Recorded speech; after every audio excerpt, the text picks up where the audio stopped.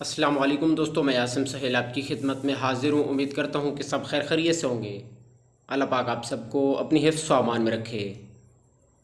دوستو، آج کی ہماری چھوٹی سی ویڈیو انڈے کے حوالے سے ہے کہ آپ کیا روزانہ انڈا کھا سکتے ہیں اور کیا روزانہ انڈا کھانے سے کوئی نقصان تو نہیں ہوتا ہے۔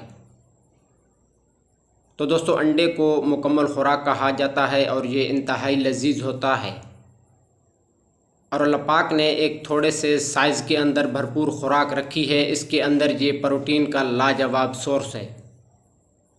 اس کے علاوہ اس کے اندر منرلز، وائٹامنز وافر مقدار میں پائے جاتے ہیں۔ اس کے بارے میں ایک غلط فہمی پائی جاتی ہے کہ آدمی کو ایک دن میں 150 گرام کولیسٹرول چاہیے ہوتا ہے، تو وہ تو ایک انڈے کے اندر موجود ہوتا ہے، یعنی کہ آپ انڈے کی زردی مت کھائیں، لیکن یہ بالکل غلط ہے۔ آپ جتنا مرضی کولیسٹرول کھا لیں، اس کا جسم کے اوپر کوئی نقصان نہیں ہوتا، کیونکہ جس آدمی کا کولیسٹرول کم ہو تو جگر خود اس کا کولیسٹرول بنا لیتا ہے، اور اگر زیادہ ہو تو اس کو خود میٹابولائز کر دیتا ہے۔ تو انڈا جب بھی کھائیں زردی سمیت ہی کھائیں، کیونکہ انڈے کی سفیدی میں پروٹین زیادہ ہوتا ہے، اور باقی وٹامنز بہت تھوڑے ہیں، لیکن جو انڈے کی سب سے زیادہ غذائیت ہے وہ اس کی زردی کے اندر ہوتی ہے۔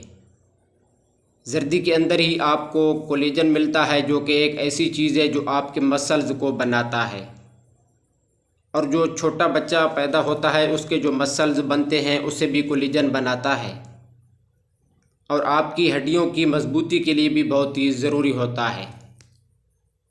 اس کے علاوہ اس کے اندر کولین ہوتا ہے، جو کہ فیٹی لیور یعنی کہ جگر کی چربی کو ٹھیک کرتا ہے، اور آپ کے جگر کے کام کرنے کی صلاحیت کو بھی بہتر بناتا ہے۔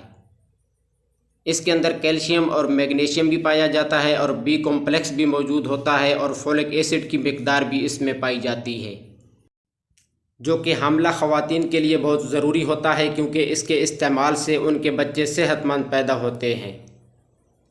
کیونکہ جو نئے سیلز بنتے ہیں ان کے اندر فولک ایسڈ کی بہت زیادہ ضرورت ہوتی ہے، تو اس لیے ضروری ہے کہ آپ انڈا استعمال کریں، اور بے شک روزانہ لے سکتے ہیں۔